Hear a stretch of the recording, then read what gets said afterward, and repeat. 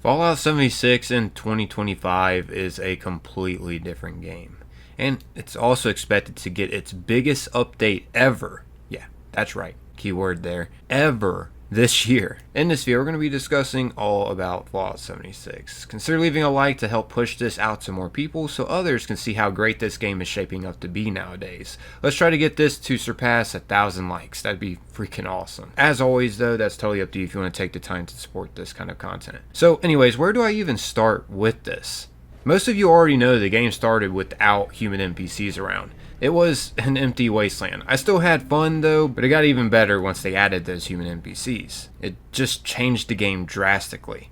But since then, there has been update after update fixing bugs, trying to get the game to run more smooth, and adding free content for us. Some major changes I think are awesome additions they've added. For one is the raid. This raid is on the scale of Destiny's raids that we can experience, in my opinion. I know Destiny isn't the same as it used to be. It's actually going down the toilets. Bunch, you get your stuff together, come on. But dude, seriously, the Fallout 76 raid is an awesome in-game content challenge for players to take on. It has unique bosses and mechanics. Like one section of the raid, there's these deadly mole miners that will chase you within these tight corridors that will one-hit you no matter what. And keep in mind, once you die, you gotta wait until your team gets past that part, then you'll respawn, or if your whole team gets wiped, then you'll respawn to try to do the part again. But yeah, your goal during this part is to run through corridors and collect fuel canisters to power up a drill to get to the next section of the raid while dodging the deadly mole miners that are also invincible too. So yeah, they're pretty intimidating, and not to mention additional enemies as well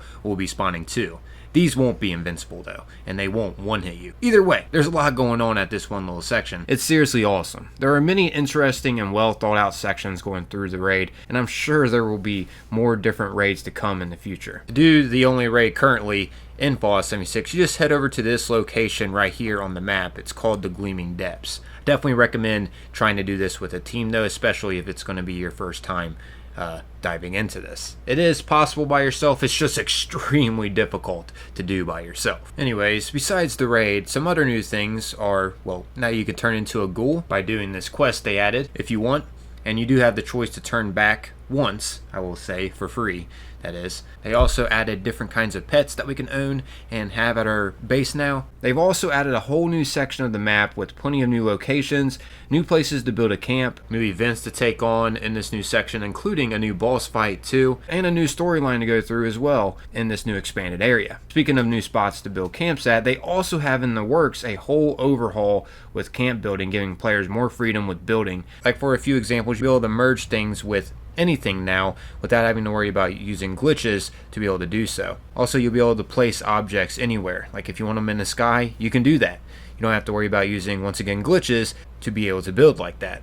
It's freaking amazing. Which, being able to merge objects into objects means we'll be able to create like circles and stuff now, instead of having to make things like perfectly square and straight and snapping them to each other. This will also include being able to find certain things to build with easier, so things will be much more organized of what you're trying to search for. Seriously, the base building in this game is leveling up. It's getting so much better. And that's not even to mention the daily operations and the expeditions. Like expeditions, you fly over to a whole different area. Like you can either fly over to Atlantic City or the Pit, which for those of you that have played Fallout 3 should be familiar with Pittsburgh. These are kind of similar to strike missions in Destiny, since we were on the topic of Destiny earlier. And I was a huge fan of Destiny for a while, so figured I would compare the two a little bit. They are pretty similar to strike missions, expeditions, and daily operations. Anyways, I know also some of you might be thinking that you missed out on a lot of important things you'll never be able to get from past seasons.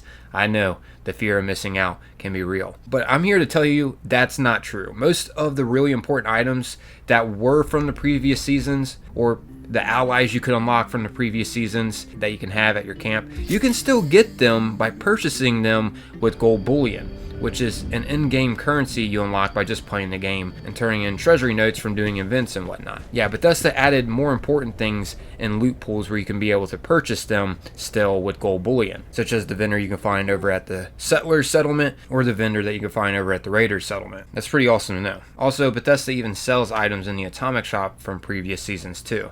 This unfortunately can cost real money, but don't get me wrong, you can still earn atoms from playing the game and getting through the seasons too, which is a huge bonus. On that topic, I know Bethesda has to make their money somehow to keep the game up and running, but I also know their pockets aren't hurting. They got some deep pockets. With the amount of players that have Fallout First alone, that's a continued subscription that we pay for each month for some bonuses. That's what Fallout First basically is. Fallout First isn't required to play Fallout 76, but it just comes with some perks to help your gameplay. But yeah, anyways, that's not even to mention how much Microsoft spent to purchase Bethesda and ZeniMax for 7.5 billion freaking buckaroos. So I definitely know money isn't an issue.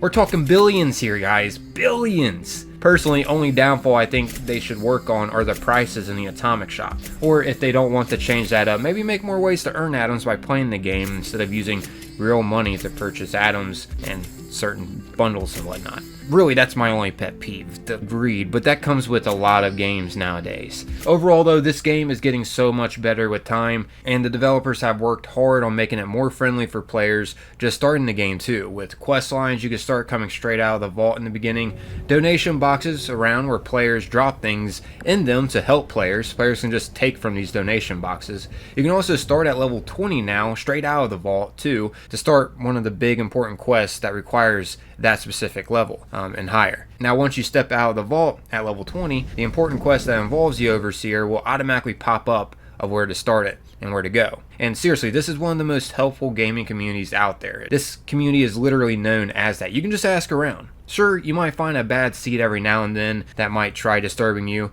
I mean, but what game really doesn't come with a few bad seeds? But for the most part, players want to help other players in this game. There are many players out there that will give you plenty of stuff for free, especially seeing if you're a new player to Fallout 76. Myself being one of them, I've helped many different players. Also, for those of you thinking about jumping in for the first time, but worried players might come up and try to attack you because you're new, you don't have to worry about that at all either if you just toggle the passive mode setting on in the in-game settings. This will make it so players won't be able to hurt you or your base you're building. This is something I know some new players personally were worried about, and I just wanted to make that clear in this video. You don't gotta worry, guys, about others attacking you if you just toggle that setting on. And even if you don't toggle that setting on, the only way other players can actually hurt you or your base is if you attack back. If you don't, nothing happens. They just end up wasting their ammo and time trying to trigger you. Now, I know I could go on and on talking about many more different changes and updates this game has had. I could literally drag this video on for hours talking about them, but I think that'd just make this video way too long, and I don't really feel like talking all that much. To put it short, just give the game a shot or another shot if you've tried it in the past, and you'll realize how much Fallout 76 has seriously improved.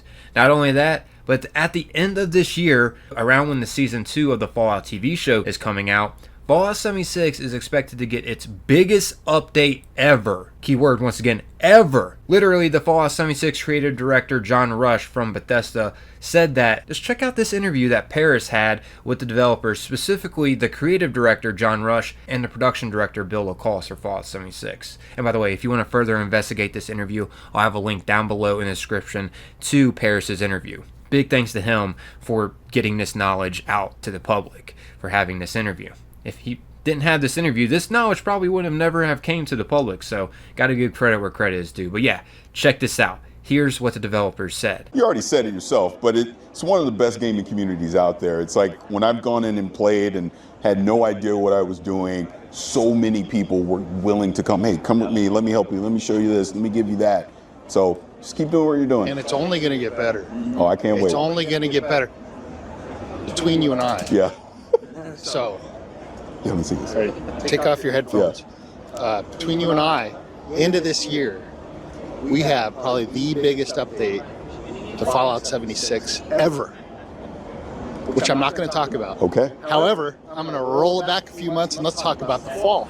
After Gone Fishing in the fall, our builders can expect a really cool update that gives them more tools to build, makes it easier to build. It's a patch dedicated to our builders, so keep an eye out for that. We're only getting started here, folks. We're only getting started. Now that's some promising news, right? I mean, what could be bigger than the Wastelanders update that literally added human NPCs, many new storylines, weapons we can unlock, armor we can unlock, and etc. I mean, it came with all kinds of different new things for us to dive into. Like literally, that's when the whole gold bullion system came into play too, with treasury notes. I mean, Bethesda themselves even mentioned how they went over the budget they had for the Wastelanders DLC. That was a massive update. I don't even want to think about the amount of voice actors they had to hire on as well. I know they got some pretty talented people to voice act too. One of them off the top of my head that I remember is Jason Mewes. He voice acted the ghoul Mort in The Wayward. Glad to hear Vault-Tec actually took care of some of their people. You hear these rumors, right, about them just throwing folks to the wolves. Here's some rations and a fancy suit. Good luck. Well, don't you worry that smooth little face of yours. You are in good company now. 'Cause around here, we look after one another. In case you don't know who Jason Mewes is, he is Jay and Jay and Silent Bob movie. Some of you might be familiar with that movie. He also acted in other different movies too. I know he probably wasn't cheap to hire, is what I'm trying to get at. I guess now that I'm thinking about budget, Bethesda probably has much more spending room now since Microsoft took over. So yeah, it gets me even more excited about the future of Fallout 76 and what could be. And honestly, you should be too. There are some big things coming. I literally just showed you proof of the developers talking about it at the end of this year. By the way, it's highly speculated one thing that will be added within this biggest update ever is a huge map expansion across from Point Pleasant. In the public test server currently, which the public test server is to, well, test new updates before they officially go live in the actual game, they've actually started a bridge repair over here. The cultists have started repairing the bridge that is destroyed at Point Pleasant. This bridge actually crosses over to Ohio in real life, so we could be seeing part of Ohio in Fallout 76 in the future, in the near future. They have plenty of room to work with over here too. I mean, look at all this. Not to mention, the data miners found in the files that it's expected this bridge will continue to expand over time until it reaches the other side. They literally found files showing that this bridge does have progression. This is just phase 1 to the bridge. That's also got me super excited to see what's in store too. I mean, this game just keeps getting better and better. And I'm not just saying that, I'm being completely real and honest. I seriously think this game is just continuing to get better. I genuinely enjoy this game. It's actually my most played game. I've invested the most amount of hours into this game than I have any other game I've ever played. So yeah, that's saying something. Now, I've invested a lot of hours into a lot of different games. As you see here for proof, I currently have 3,587 hours played on my account on Xbox. That's a lot of time. Kind of embarrassed to share that information, but I'm just trying to make a point that obviously this game is entertaining. I wouldn't be spending that much time on it if it wasn't. I will say here at the end of this video, one thing I hope Bethesda actually adds back to Fallout 76 sometime is the nuclear winter mode. The Battle Royale mode Fallout 76 used to have. I actually had a lot of fun playing that. Even if they added it back for like a limited time, like how they do with the Fosnot event, they make it come back around every now and then.